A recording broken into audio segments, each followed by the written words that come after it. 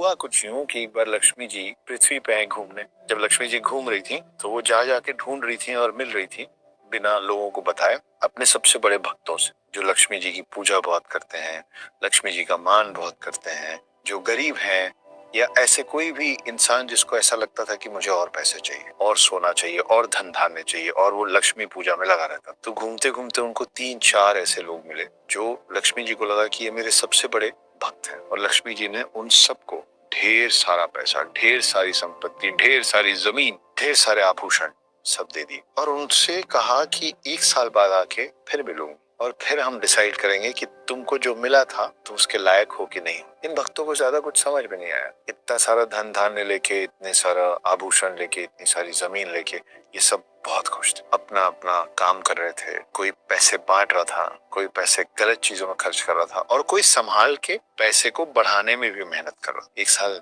खत्म हुआ, दिवाली के आसपास का फिर से समय आया और लक्ष्मी जी फिर से आई इन्हीं भक्तों के पास बिना इनको बताए। जब वो आई और अपने सारे इन 3-4 भक्तों को देखी तो कुछ नहीं कहा, देखी, मुस्कुराई और चली। जैसी लक्ष्मी जी गई, अचानक से इनमें से 4 में से 3 के पास सब कुछ गायब हो गया। वो फिर से वैसे ही हुए जैसे वो पहले थे, उससे भी ज्यादा गरीब हो गए। मगर 4 में से एक शख्स था, एक भक्त था जिसके पास से वो सारी चीजें नहीं गई। तो सब समझने की कोशिश कर रहे थे कि लक्ष्मी जी ने 4 भक्तों को चुना, सब कुछ बराबर दिया, 3 भक्तों से बाद में सब कुछ वापस ले लिया, एक के पास सब कुछ क्यों छोड़ दिया। नारद मुनि आए और उन तीनों को बताया कि उनसे गलती क्या हुई थी। इन 4 में से एक भक्त था जो अपना घर बहुत साफ रखता था मगर अपना शरीर साफ नहीं रखता था, दांत साफ नहीं रखता था, नहाता नहीं था, उसके पैर रात को सोते वक्त गंदे होते थे, उसके नाखून बढ़े रहते थे। लक्ष्मी जी को सफाई बहुत पसंद है। जहाँ गंदगी होती है वहाँ धन धान्य, वहाँ समृद्धि नहीं होती, वहाँ लक्ष्मी नहीं होती, इसलिए उसके पास से सब ले लिया गया। दूसरे ने कहा पर मैं तो अपना पूरा शरीर साफ रखता हूँ। तो उससे नारद मुनि ने बताया कि तुम अपना शरीर साफ रखते हो पर तुम्हारा घर साफ नहीं रहता है, तुम्हारे घर में गंदगी है, तुम्हारा घर साफ नहीं है, तुम्हारा मन साफ नहीं है,